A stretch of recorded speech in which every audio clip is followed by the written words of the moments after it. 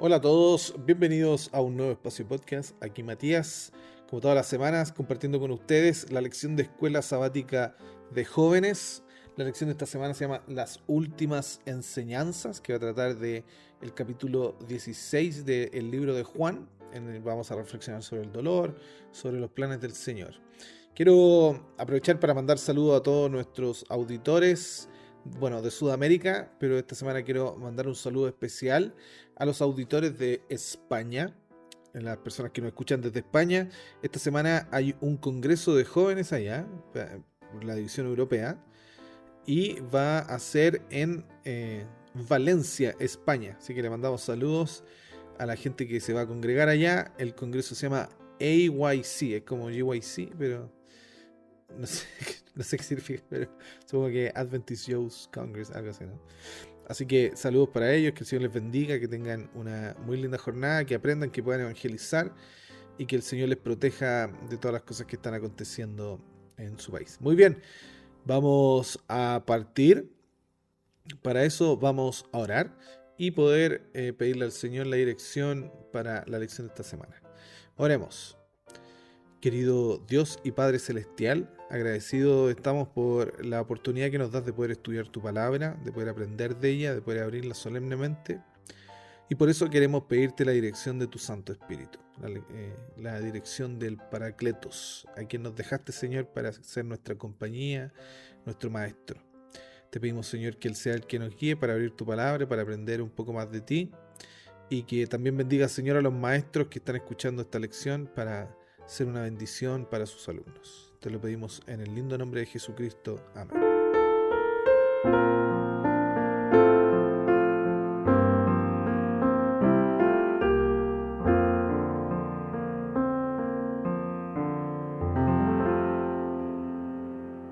Muy bien, vamos a comenzar con la lección de esta semana, las últimas enseñanzas. Va a hablar del dolor y de cosas complicadas, así que voy a leer el texto de esta semana que se encuentra en Juan 16. Voy a leer solo la lección, la parte cortita, que es del versículo 19 al verso 24, y dice así: Jesús conoció que querían preguntarle, y les dijo: ¿preguntáis entre vosotros acerca de esto? Que dije: todavía un poco y no me veréis, y de nuevo un poco y me veréis. De cierto os digo, que vosotros lloraréis y lamentaréis, y el mundo se alegrará, pero aunque vosotros estéis tristes, vuestra tristeza se convertirá en gozo. La mujer, cuando da a luz, tiene dolor, porque ha llegado su hora, pero después que ha dado a luz un niño, ya no se acuerda de la angustia, por el gozo de que ya ha nacido un hombre en el mundo. También vosotros ahora tenéis tristeza, pero os volveré a ver, y se gozará vuestro corazón, y nadie os quitará vuestro gozo. En aquel día no me preguntaréis nada. De cierto os digo, que todo cuanto pidierais al Padre en mi nombre, os lo dará. Hasta ahora nada habéis pedido en mi nombre. Pedid y recibiréis, para que vuestro gozo sea cumplido. Muy bien, un texto muy bonito de la despedida de Jesucristo antes de que se fuera a la cruz. Y aquí, en esta interacción, Jesucristo ve una interrogante en los apóstoles. Los apóstoles no la están pasando bien, están confundidos. La última noche con Jesucristo saben que algo va a acontecer. Aparentemente, Jesucristo, algo le va a pasar. Él está avisando, ¿cierto? Y es raro porque Jesucristo es bien explícito para decir lo que le va a pasar, pero aún así ellos están confundidos. Entonces, ¿qué es lo que va a pasar ahora? Jesucristo les dice esta frase, que es una de las frases más extrañas de Jesucristo. Les conviene que yo me vaya. ¿Cómo alguien le puede decir, cómo Jesucristo le puede decir eso a sus apóstoles? Los apóstoles, lo mejor que le ha pasado en su vida es conocer a Jesucristo, es estar con Jesucristo, caminar con Jesucristo, hablar con Jesucristo. De repente Jesús le dice: miren, lo mejor que les puede pasar ahora es que yo me vaya. No puede ser cierto. Entonces Jesucristo les dice: pero les conviene porque ahora viene el Espíritu Santo, el Paracletos, que va a hacer lo que hago yo, ¿cierto? Pero como Jesucristo se limita a sí mismo en la encarnación, no puede hacer simultáneamente convencer a millones de personas, habitar en cada creyente, transformar los corazones y guiarlos personalmente. Jesucristo necesita que pase eso, que es la función del Espíritu Santo. Entonces, por eso, ahora Él se quiere ir. Pero quiero decir algo, ¿no? Que esto está en la lección del lunes, pero quizás quiero hacer esta explicación. Y es que cuando Jesucristo dice esto, les conviene que yo me vaya, es porque estar o habitar con el Espíritu Santo es el símil de habitar con Jesús. Solo que la diferencia de que Jesucristo es físico, ¿no? Pero conocer, habitar, compartir al Espíritu Santo es exactamente lo mismo que conocer, habitar y compartir a Jesucristo. Ese es el final, ese es el fin del Espíritu Santo, ¿no? Que nosotros conozcamos más a Jesús, conozcamos de Jesús y que en su presencia nos sintamos tan cómodos y tan felices, así como es estar en presencia de Jesús. Entonces, después de decir esto, quiero hablar un poquito del dolor, ¿no? Jesucristo ahora se está adentrando al camino de la cruz y dice esta frase que es tan triste: dentro de poco no me verán. Pero hace una analogía que es perfecta, no se le puede modificar la analogía. Le dice: dentro de poco me verán y después me verán. Y ahora están tristes, ¿no? Lloran, sufren, parece insoportable. Pero es como cuando la mujer va a dar a luz. Interesante porque es bonita la analogía. La mujer sufre cuando va a dar a luz, ¿cierto? Tiene las contracciones, tiene dolor, hoy día en la medicina moderna se le inyecta la epidural para que no sufra tanto, ¿cierto? Yo he presenciar parto es un poco chocante. Siempre he dicho que el milagro más asqueroso que uno ha visto un parto, pero es bonito, es un milagro, ¿no? Pero es fuerte, ¿no? Por todo lo que acontece en el parto. Pero la mujer, igual que ellos, como estaban ellos, ¿no? En el parto, y sufre, llora y parece insoportable, pero cuando nace el niño, todo el sufrimiento desaparece y parece que no fue nada. Entonces, así es lo que Jesucristo quiere simbolizar como la cruz. La cruz va a ser lo peor que ellos van a enfrentar, el peor sufrimiento. Pero después de la cruz lo van a volver a ver. Aunque también quiero aseverar que no solo se refiere a la cruz Jesús, sino que también se refiere a lo que les va a pasar a ellos. Ahora Jesucristo se va a ir, ¿cierto? No lo van a poder ver, pero cada uno de ellos ahora va a sufrir algo, va a sufrir la muerte. Jesucristo fue enfático en esto, ¿no? En Mateo 20, por ejemplo, que dice: pueden beber de la copa del vino que yo bebo, pueden sentarse a la mesa que yo me siento, porque Jesucristo le hace saber a ellos que ellos el ser escogido como apóstol es que vas a vivir finalmente, o tu destino va a ser como el destino de Jesucristo, ser martirizado. Entonces, miren, no sé si lo han escuchado, pero les voy a dar la lista de cómo los apóstoles murieron. Se cree que en el año 44 muere Santiago, hijo de Zebedeo, y es decapitado por órdenes de Agripa, ¿ya? Esto aparece en Hechos, ¿cierto? En Hechos 12 se habla de Agripa. En el año 60, Santiago el Justo, que no era uno de los 12, es apedrado y luego golpeado hasta morir en Jerusalén.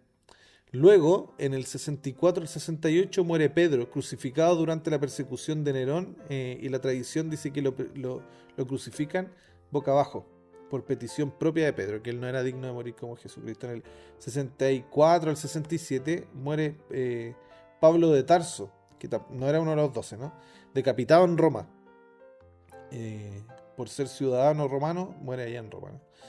Después Tomás, entre el 70 y el 80, es atravesado con lanzas. Se cree que él llega hasta India y la evangeliza.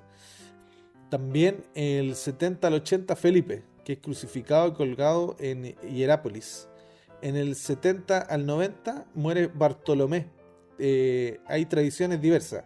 Hay algunos que dicen que lo desollaron vivo y después decapitado o crucificado en Armenia. Justo hace muy poquito conocí un armenio y me contó que ellos eran los primeros que habían aceptado la fe, ¿cierto? Que era una de las tradiciones más antiguas, la cristiana armenia, por Bartolomé. Entre el año 70 y 90 muere Andrés, crucificado en una cruz en forma de una X, según la tradición posterior. En el 72 al 90 muere Simón el Celote. Las tradiciones también no están muy seguras, también se contradicen, ¿cierto? Si fue aserrado, crucificado o fue mártir en Persia. Y Judas Tadeo también es asesinado, se cree, o con un garrote, con un hacha, en Persia también. Matías es apiedrado, luego decapitado o crucificado, tampoco está muy claro. Santiago, hijo de Alfeo, las tradiciones dicen que lo apiedraron y lo arrojaron desde el templo y lo golpearon hasta morir. Se confunde algunas veces con Santiago el Justo. Y finalmente Juan, que se entiende por la tradición que muere por muerte natural en Éfeso.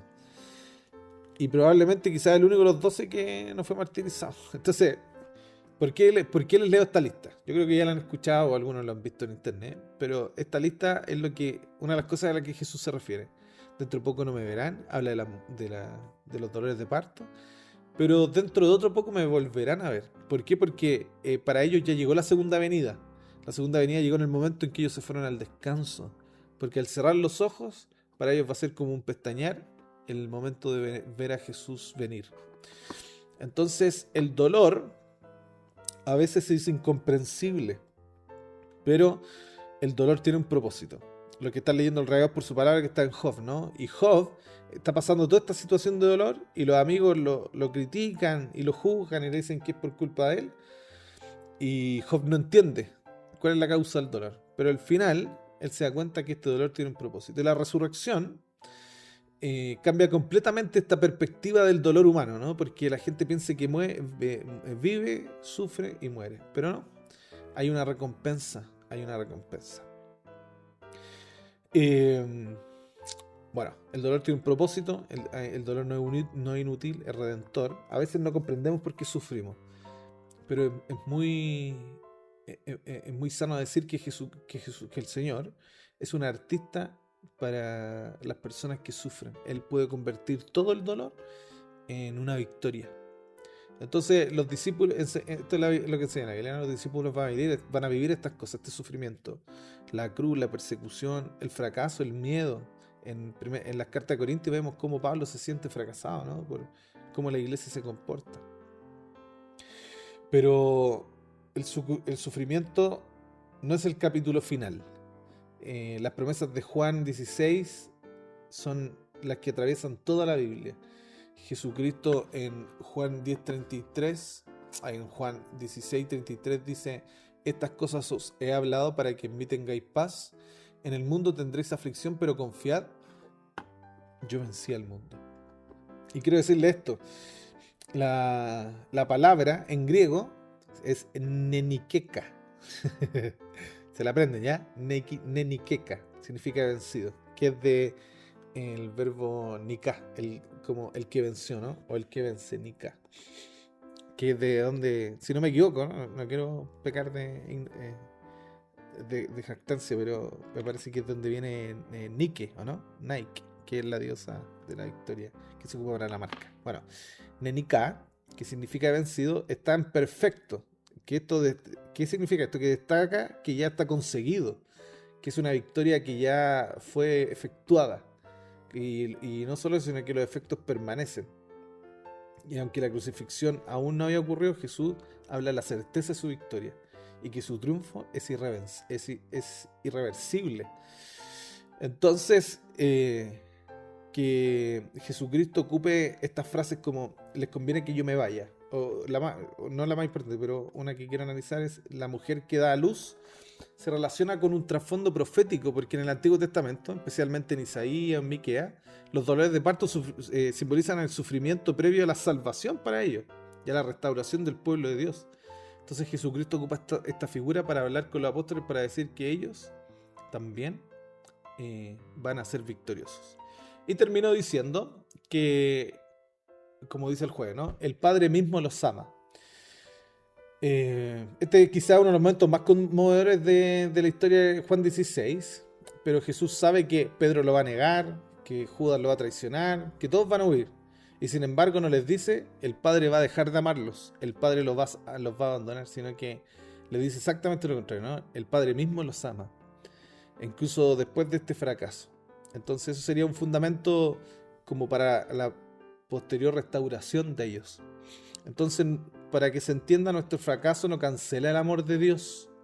La gracia precede, la gracia para mí es casi incomprensible, precede estas cosas. y nuestra restauración. Entonces Jesús de esta forma prepara a sus discípulos, ¿no? Para levantarse incluso hasta después de que caen, así como nosotros. Así que con eso quiero terminar. Estas cosas os he hablado para que en mí tengáis paz. En el mundo tendréis aflicción, pero confiad, yo he vencido al mundo, dice Jesús. En mí, o sea, la paz está unida a la persona de Cristo. Tendré aflicción, que Jesús no promete una vida sin sufrimiento, pero promete acompañarnos. Y dice que yo he vencido. Y el verbo como le explica, ¿no? Es una victoria asegurada y que demuestra esta anticipada victoria de Jesucristo.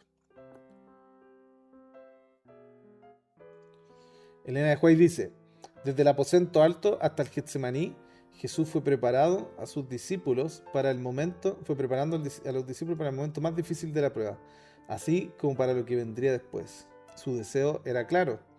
Todo esto les he dicho para que no flaquee su fe. Él los había animado, los había preparado para la oposición que enfrentarían y les había confirmado su amor. Muy bien, estamos finalizando la lección del dolor, estas palabras finales que Jesucristo les da ánimo a sus discípulos y que por ende nos da ánimo a nosotros. Que el Señor nos bendiga a ustedes como maestros, como alumnos, para que puedan dar también ánimo los unos a los otros en estos momentos, sobre todo si están alguien viviendo momentos de prueba. Que el Señor les bendiga. Les recuerdo que todos nuestros materiales están en Ministerio Joven Unión Chilena, tanto en Instagram como en YouTube. Se sube en Spotify, en YouTube y en Instagram Ministerio Joven Unión Chilena y en Spotify como Espacio Podcast, Escuela Sabática. Muy bien. Recuerden estudiar su folleto todos los días, llegar con buen ánimo el sábado mañana, pasarlo bien, llevar algo para comer si es posible y estudiar su folleto todos los días y eso. Y nos escuchamos esta próxima semana en un nuevo Espacio Podcast. Chao.